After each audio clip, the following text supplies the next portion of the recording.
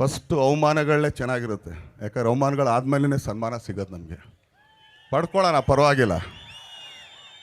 ಚಪ್ಪಲಿ ಹೊಡಿತಾರೆ, ಹೊಡ್ರೆ ಪರವಾಗಿಲ್ಲ. ಮೋಸ್ಟ್ಲಿ ಅವ್ನಿಗೆಲ್ಲ ಆ ಥರ ಬೇಜಾರಾಗಿರಬೇಕು, ಪರವಾಗಿಲ್ಲ.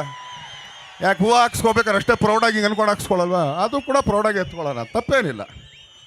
ಆಮೇಲೆ ನನ್ನಷ್ಟು ಕಾಂಟ್ರವರ್ಸಿ ಇಲ್ಲ. ಬ್ಯಾಡ್ ಬಾಯ್ 101%. ಐ ಆಮ್ ಎ ಬ್ಯಾಡ್ ಬಾಯ್. ಎಲ್ಲ ಏನಾಗುತ್ತೆ, ತುಂಬ ಕಷ್ಟಪಟ್ಟಾಗ ಕೆಲವು ಕಡೆಗೆ ಮಾತುಗಳು ತುಂಬಾ ಕಹಿಯಾಗಿರುತ್ತೆ. ಯಾಕಂದರೆ ಆ ಕಷ್ಟಗಳನ್ನ ಜೀಣಿಸ್ಕೊಂಡು ಎಷ್ಟು ಅಂತ ನಾವು ನಾಡ್ಕೊಳ್ಳೋಕ್ಕಾಗುತ್ತೆ. ಪರವಾಗಿಲ್ಲಮ್ಮ, ಹೂ ನಮ್ಮ ಅಂತ. ಯಾಕಂದ್ರೆ ನೀರು ಇಲ್ಲಿವರೆಗೂ ಬಂದಾಗ ಹೂ ಅನ್ಬೋದು, ಇಲ್ಲಿಗೆ ಬಂದಾಗ ಹೂ ಅನ್ಬೋದು, ಇಲ್ಲಿಗೆ ಬಂದಾಗಲೂ ಓಕೆ ಅನ್ಬೋದು. ಇಲ್ಲಿಗೆ ಬಂದಾಗ 3 ಸಲ ಎದ್ದೇಳ್ತೀವಿ ಗೊತ್ತಾ, 3ನೇ ಸಲಿಗೆ ಹಂಗಂದ್ಬಿಟ್ಟು ಒದಿದ್ದೀವಿ ಗೊತ್ತಾ, ಅದೇ ಕೋಪ ಅಷ್ಟೇ. ಯಾಕಂದ್ರೆ ನಾನು ಬದುಕಬೇಕಲ್ಲ. ಅದು ಎಷ್ಟೊಂದು ಆಗ್ಬೋದು, ಫ್ಯಾಮಿಲಿ ಪ್ರಾಬ್ಲಮ್ಸ್ ಇರ್ಬೋದು, ಇನ್ನೊಂದು ಮತ್ತೊಂದು. ಬಟ್ ನಾನು ಇವತ್ತಿಗೂ ಹೇಳ್ತೀನಿ, ನಾನೆಲ್ಲ ಬದಿಗಿಡ್ತೀನಿ. ನನಗೆ ನನ್ನ ಸೆಲೆಬ್ರಿಟಿಗಳು ಮುಖ್ಯ, ನನಗೆ ಕೆಲಸ ಮುಖ್ಯ. ಅದು ಬಿಟ್ಟು ಇನ್ನು ಯಾರೇ ಆಗಲಿ ಏನೇ ಆಗಲಿ ಆ ಪದ ನನಗೆ ತುಂಬ ಇಷ್ಟ. ಹಿಂಗಂತೀನಿ.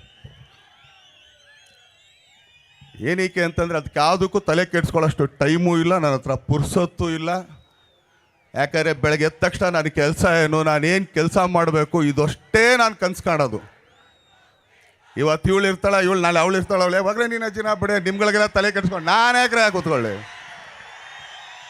ನನಗೆ ನನ್ನ ಸಿನಿಮಾ, ನನ್ನ ಕೆಲಸ, ನನ್ನ ಮೇಲೆ ದುಡ್ಡು ಹಾಕ್ದಂಥ ನನ್ನ ನಿರ್ಮಾಪಕರು, ನನ್ನನ್ನು ಡೈರೆಕ್ಟ್ ಮಾಡೋಂಥ ನನ್ನ ಡೈರೆಕ್ಟ್ರು, ನನ್ನ ಟೆಕ್ನಿಷಿಯನ್ಗಳು, ಅವ್ರಿಗಷ್ಟೇ ನಾನು ಸೀಮಿತ.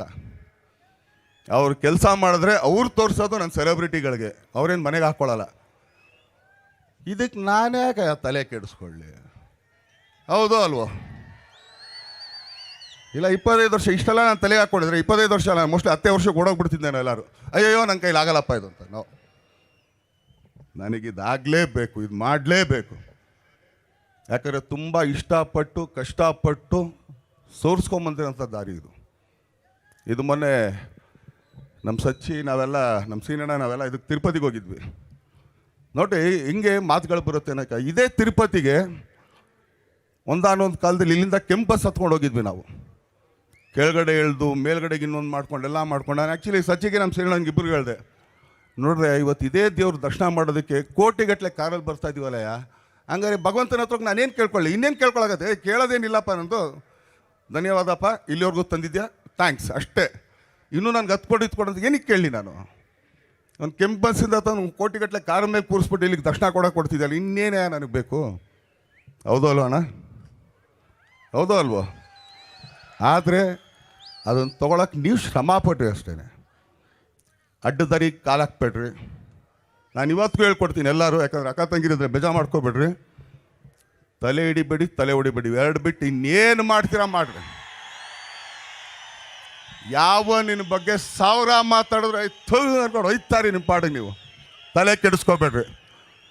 ಒಂದೇ ಒಂದು ದಯಲ್ಲಿ ಇಟ್ಕೊಳ್ರಿ, ನನ್ನ ಗುರಿ ಅಲ್ಲಿರ್ಬೇಕು. ಈಗಲೂ 25 ವರ್ಷ ಅಂದಾಗ ನನ್ನೇನು ಕೇಳಿದಾಗ ಯಾರಿಗೋ ಹೇಳ್ತಿದ್ದೆ, ಇನ್ನೂ 0ಲೇ ಇದ್ದೀನಿ ನಾನು ಅಂತ. ಯಾಕಂದರೆ ನನಗೆ ಅಷ್ಟೊಂದು ಅತಿ ಆಸೆ ನನ್ನ ಕೆಲಸದ ಮೇಲೆ, ನನಗಷ್ಟೈತೆ ನನ್ನ ಆಸೆ ಅದ್ರ ಮೇಲೆ. ನೀವು ತುಂಬ ಇಷ್ಟಪಟ್ಟು ನಿಮ್ಮ ಕೆಲಸಗಳು ಮಾಡಿರಿ, ಏನೇ ಮಾಡಿರಿ, ಇವೆರಡು ಕೆಲಸ ಬಿಟ್ಟು ಇನ್ನೇನು ಕಾರ್ ಮಾಡಿರಿ, ಖಂಡಿತ ಒಂದಲ್ಲ ಒಂದು ದಿನ ನಿಮ್ಗೆ ಜಯ ಸಿಕ್ಕೇ ಸಿಗುತ್ತೆ. ಎಲ್ಲ ನಾನು ಯಂಗ್ಸ್ಟರ್ಸ್ಗಳಿಗೆ ಹೇಳ್ಕೊಳ್ಳೋದು ಇಷ್ಟೇ, ಅವ್ರು ಯಾವುದೇ ಕೆಲಸ ಇರಲಿ, ನೀವು ಚಿತ್ರರಂಗ ಇರಲಿ, ಬಿಸ್ನೆಸ್ ಇರಲಿ, ಇನ್ನೊಂದಿರಲಿ ಮತ್ತೊಂದಿರಲಿ, ಮಾಡಿ. ಇವತ್ತಿಲ್ಲಿಗೆ ಕರ್ಕೊಂಬರೋದಕ್ಕೆ, ಇವತ್ತಿಲ್ಲೇ ಮಾಡೋದಕ್ಕೆ ಇದು ಯಾವುದೇ ರಾಜಕೀಯ ಸಮಾರಂಭ ಅಲ್ಲ. ಯಾಕಂದ್ರೆ ಎಲ್ಲ ಪಕ್ಷದವ್ರು ಇದ್ದಾರೆ ನೋಡಿರಿ. ಆ್ಯಕ್ಚುಲಿ ನಮ್ಮ ಉದಯಣ್ಣ ಇಲ್ಲೇ ಕೂತವ್ರೆ, ನಮ್ಮ ದರ್ಶನ್ ಪುಟ್ಟಣ್ಣವ್ರಿದ್ರು, ಅಮ್ಮ ಬಂದಿದ್ದರು. ಏನಕ್ಕೆ ಅಮ್ಮನ ಬಗ್ಗೆ ನಾನು ಅದೊಂದು ಹೇಳಬೇಕು. ನನಗೆ ಹೆತ್ತ ತಾಯಿ ಒಬ್ಳಾದರೆ ನನ್ನ ಬುದ್ಧಿ ಕಲಿಸಿತಾಯಿ ನಮ್ಮ ಅಮ್ಮನೇ, ಅದು ಸುಮ್ಮಮ್ಮ. ಇದೇ ಅಪ್ಪಾಜಿ ಇದ್ದಾಗ ಅವ್ರ ಮನೇಲಿ ಮೋಸ್ಟ್ಲಿ ಅಬ್ಬಿ ಹೊಡೆದರೋ ಇಲ್ವೋ ಗೊತ್ತಿಲ್ಲ, ನಾನು 4 ಸಲ ಆ ಕೈಯಲ್ಲಿ 8 ತಿನ್ನಕ್ಕೂ ನನಗೆ ಭಯ ಆಗುತ್ತೆ. ಇವತ್ತಿಗೂ ಹೇಳ್ತೀನಿ ಕೇಳ್ರಿ, ನಂದು 4 ಬೆರಳು ಸೇರಿದ್ರೆ ಅದು 2 ಬೆರಳು ಆಗುತ್ತದು, ಅಷ್ಟು ದಪ್ಪ ಇದೆ ನಮ್ಮ ಅಪ್ಪಾಜಿ ಕೈ.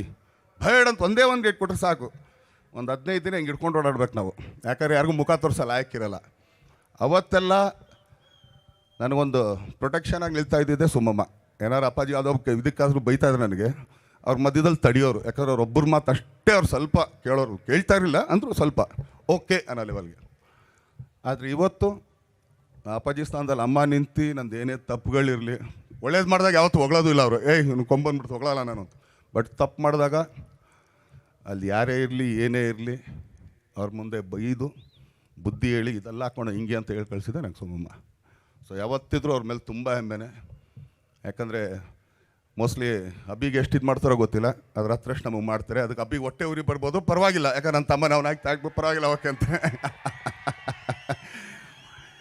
ಸೊ ಅದೇ ಥರ ನನಗೆ ಚಿತ್ರರಂಗದಲ್ಲೆಲ್ಲ ಹಿರಿಯರು ಕೂಡ ಆಶೀರ್ವಾದ ಮಾಡ್ಕೊಂಡು ಅವ್ರ ಜೊತೆನೇ ಎತ್ಕೊಂಡು ಇಷ್ಟೆಲ್ಲ ನಮ್ಮನ್ನು ಸಹಿಸ್ಕೊಂಡು